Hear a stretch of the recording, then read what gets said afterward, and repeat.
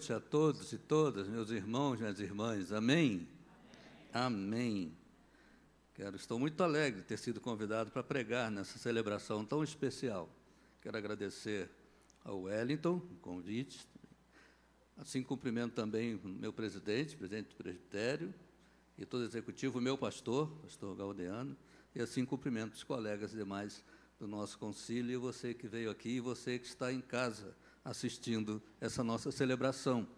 Uma celebração por demais importante, não somente para o ordenando, mas também para a igreja local, a igreja de Mesquita, e para o presbitério, e para a IPB, porque nessa celebração nós estaremos oferecendo um novo ministro à nossa igreja presbiteriana do Brasil. Então, estamos aqui debaixo da legitimidade da Igreja Presbiteriana do Brasil, entregando a ela, com todas as credenciais, de acordo com o Estatuto, com a nossa Constituição,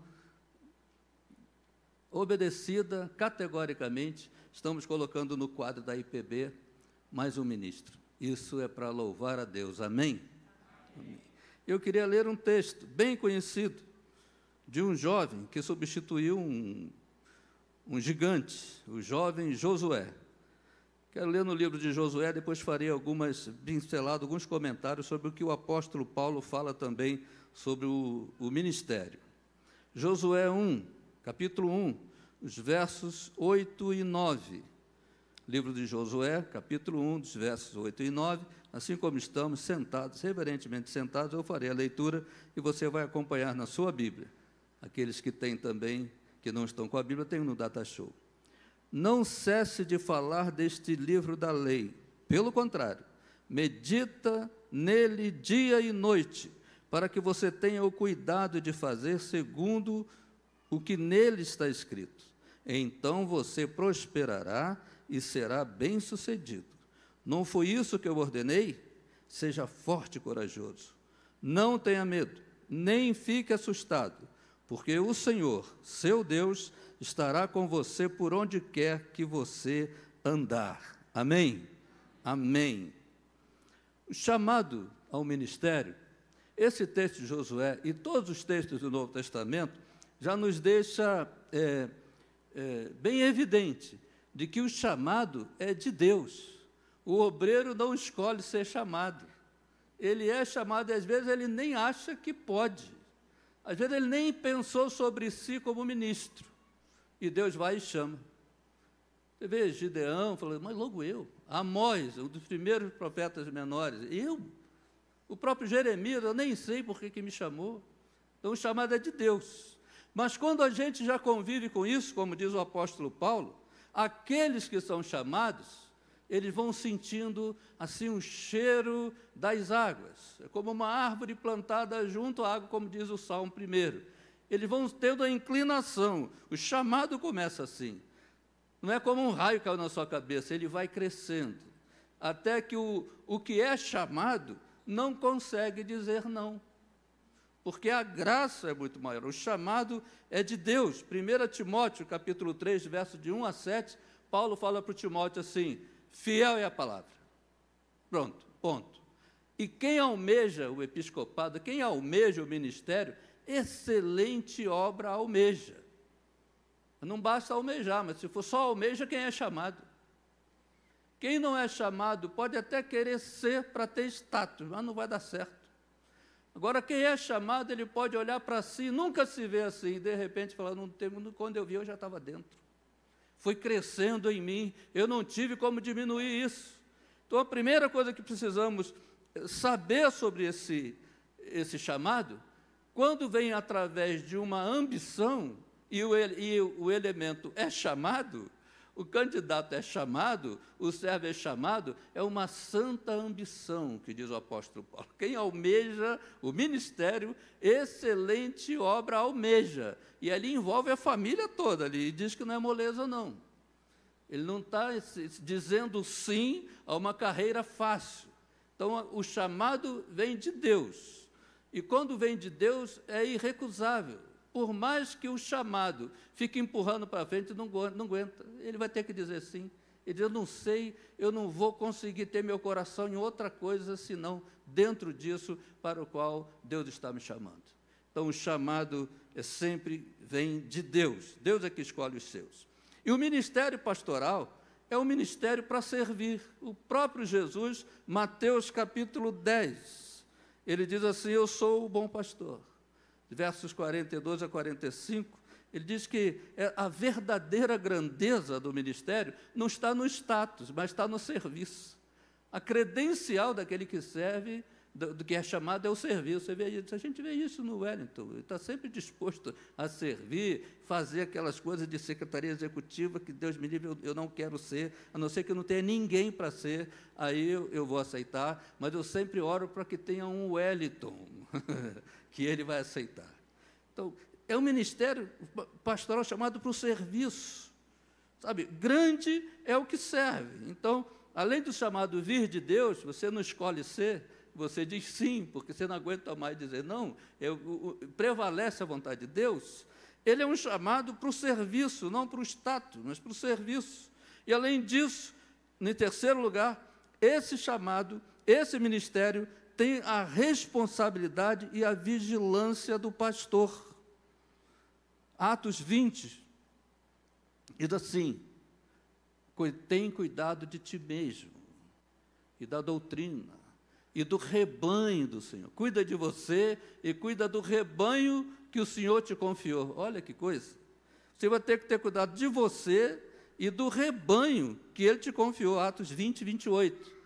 Já pensou você cuidar do rebanho de um outro? Todos nós somos pastores auxiliares, porque o pastor do rebanho é o Senhor Jesus. Ele é o bom pastor. Nós o auxiliamos. Aí Ele entrega uma parte do rebanho para você tomar conta. Olha que responsabilidade. Por isso dizem Atos, cuida de você e cuida do rebanho, faz o trabalho direito, põe teu coração nisso. Não dá para fazer isso sem ter o coração dentro. Não dá para fazer isso com inteligência artificial, porque a inteligência artificial não tem emoção, não tem coração. O pastor, ele é chamado para repreender, para aconselhar, para exortar, para admoestar. Exortar quando você fala alto, fala com alguém que está longe, você, o vocativo, você exorta, você fala com quem está longe, você fala para todo mundo, isso é exortar, exortação. A admoestação é do tamanho do braço, é até onde vai o braço, aquele que abraça, chama, fala só para ele, no ouvido, acerta isso, melhora nisso, cuidado com isso, ninguém precisa saber. O pastor exorta, mas ele admoesta, ele traz para si e fala no ouvido. Cuidar do rebanho é cuidar de pessoas, de seres humanos. O chamado é para você ser mais humano. Quanto mais humano, mais divino. Quem quer ser divino na vida do outro, quem quer ser querubim na vida dos outros, vai virar juiz, vai virar o acusador. Tem que ser humano, porque quanto mais humano, você entende a fragilidade do outro, e as demandas, as necessidades do rebanho. Quando você for tocar uma alma humana, seja também uma alma humana. Toque com amor, cuide do rebanho. O rebanho não é seu, é do Senhor, e Ele te chamou, cuida aí para mim. Então, o chamado ao ministério é um chamado a essa vigilância com você mesmo e com o rebanho que Ele confiou a você. Em quarto lugar, o ministério é um compromisso com a palavra. Paulo escreve ao jovem Timóteo, jovem pastor Timóteo, 2 Timóteo 4, 2. Prega a palavra. Prega a palavra. O próprio texto de 1 Timóteo 3, 1, que eu li no início, diz assim, fiel é a palavra. Então, aquele que é chamado para o ministério, ele tem que pregar a palavra. E ele tem que ser fiel à palavra. Por que eu estou dizendo isso? Você vai dizer, pastor Marcos, você está falando óbvio. O pastor, o pregador tem que pregar a palavra. Já foi óbvio. Hoje eu ando em muitos lugares. Tem púlpitos que estão sendo emprestados para o coach, palestra de coach.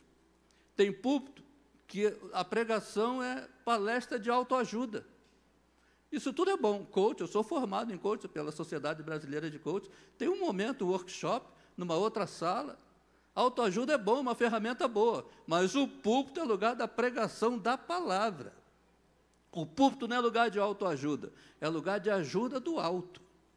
O pregador que usa o púlpito, ele tem que ser fiel à palavra. Ele não prega a opinião dele, ele não prega o achismo, ele prega a palavra, ainda que a palavra seja contra ele. Mas ele é a palavra, os pastos verdejantes do Salmo 23, é aqui, ó, é a palavra. O pregador tem que alimentar o rebanho com a palavra, por isso ele tem que ser fiel à palavra. E a palavra, ela é digna, ela é fiel, ela não erra. Essa é a verdadeira profecia. É o pregador pregar um texto, Deus deu a ele um texto, inspirou, iluminou, ele prega, ele não conhece o auditório, mas vai ter alguém sentado lá que vai dizendo, alguém contou para ele, descreveu a minha vida. Como é que ele sabe disso? Porque o Espírito Santo mistura a voz dele com a voz do pregador. O pregador prega para todo mundo, mas se ele prega a palavra, o Espírito Santo vai aqui e ali e vai dizendo, isso é com você que estou falando. Foi para ouvir isso que eu te trouxe aqui. Então, o pregador, ele prega a palavra, e ele é fiel à palavra. Ele tem compromisso com a pregação da palavra. E, em quinto lugar, o pastor também é um modelo de vida. Olha o que diz 1 Timóteo 4,12. Ele é um exemplo para os fiéis. Paulo diz, Timóteo, ninguém vai desprezar a tua mocidade. Não é porque você é jovem que vão te desprezar. Seja um exemplo. Seja um exemplo para os fiéis, que eles olhem para você e vejam como é que tem que ser. Tem gente que é legalista, acha que esse é o modelo. Sabia? Aquele que Paulo fala para os legalistas, você quer tentar se justificar pela lei? Dá graça a decaístas. Paulo diz lá em Gálatas que quem peca e cai nos braços de Deus. Mas quem quer ser legalista cai da graça. Ele está trocando a graça pela lei. Olha, a lei veio 400 anos depois da graça. Abraão foi salvo, foi chamado, foi escolhido pela graça. A lei veio 400 anos depois. E qual foi o motivo da lei? A lei não veio para salvar, a lei veio para mostrar a distância que nós estamos de Deus. Quando Israel era presunçoso e dizia assim, nós somos os melhores, Deus é que saiu ganhando por nos escolher. Deus é que depende de nós, do nosso culto. Nós é que alimentamos Deus. No Velho Testamento, naquelas andanças, eles eram presunçosos. Aí Deus disse, tá bom, então eu vou dar 10 motivos para que vocês saibam quão longe vocês estão. Eu vou dar o gabarito. A pessoa que me agrada tem essas 10 qualidades. E deu os 10 mandamentos. Ninguém entrou no céu pela lei, nem Moisés, porque a lei diz que não matarás. E ele matou egípcios. E vem Jesus e piora as coisas. Quem quebrar um mandamento invalida os outros 9. A lei não salvou ninguém, a lei veio para mostrar a distância. Mas como palavra de Deus não volta atrás, e o apóstolo Paulo diz, a lei é boa, a lei é perfeita, a lei é santa e a lei é eterna, mas está enferma na carne. Não tem um ser humano que possa cumpri-la. Ela está certa, a lei é aquela, mas não tem ser humano para cumprir. E aí, como palavra de Deus não volta atrás, Deus disse, só tem um jeito, é eu ir lá e cumprir a minha lei. E diz em Hebreus que Jesus cumpriu toda a lei como um homem, como ser humano, porém sem pecados. Por isso que na cruz, quando Jesus diz, tetelestai, está consumado, a crucificação, a cruz, não foi um acerto de Deus comigo, nem foi um acerto de Deus com o diabo. A cruz foi um acerto de Deus com Deus. Era Deus cumprindo a lei de Deus e dizendo, está pago. Eu e você fomos conquistados. Então, o pregador, ele tem compromisso com a palavra, ele tem que pregar isso, ele tem que ser esse modelo, dizendo, olhando para Jesus. Paulo fala assim, sede meus imitadores, como eu sou de Cristo. O meu esforço, o meu desejo de imitar a Cristo, é isso que eu quero que vocês imitem. Venham comigo, vamos olhar para Cristo, vamos segui-lo. Então, esses 5 primeiros pontos têm a ver com aquele ministro que está sendo ordenado, que está sendo entregue para a igreja. O chamado é de Deus, é um chamado para servir, a responsabilidade com o rebanho que foi entregue a ele, compromisso com a palavra e ser um modelo. Agora, E a igreja? Qual é a responsabilidade da igreja? É o que Paulo diz em Filipenses 2, 29 e 30. A igreja tem responsabilidade nisso, no que estamos fazendo hoje. E olha o que diz Filipenses, capítulo 2, versos 29 e 30. Honrai sempre a homens como estes. A igreja precisa honrar o seu pastor, cuidar do seu pastor, saber que ele também é humano, que ele tem necessidades. Sabe, o pastor Luiz é psicólogo, nessa igreja tem gente que é membro daqui, que é psicólogo. A lei, inclusive essa lei mundial de saúde, diz que o psicólogo, para ele exercer, ele tem que ter o seu psicólogo. Senão ele é o psicanalista, o psicólogo, o psiquiatra, ele tem que ter o seu, senão ele é impedido de exercer. Sabe por quê? Porque já sabem que ninguém dá conta sozinho. A pessoa surta de ouvir tanto problema e não tem com quem dividir. E o pastor? Nem sempre tem o seu pastor. E ele ouve como um psicólogo, como psicanalista, como psiquiatra. Às vezes ele é até enfermeiro. Ele fica ouvindo, em qualquer lugar que vai, parece que o gabinete pastoral acompanha. Entra num táxi, o motorista vai deságua. Agora, quando eu vim para cá no Uber, o motorista estava acabando de se separar da esposa. Eu vim de lá aqui ouvindo a mesma história, eu falei, não, vamos orar. É um gabinete pastoral que acompanha. O Hélito está entrando para essa vida, você vai ser pastor o tempo todo, até jogando bola, até consertando o computador. O tempo todo, não, isso não sai mais de você. Então, agora a igreja tem que olhar para o novo pastor, o novo ministro, e pensar, repetir o que Paulo diz: honrai sempre, não é de vez em quando, honrai sempre a homens como esse. Eu quero concluir dizendo o seguinte, que ao celebrarmos esse momento, oremos para que o Senhor que chamou também capacite em tudo o novo ministro que estaremos ordenando, e que ele nos abençoe. Amém.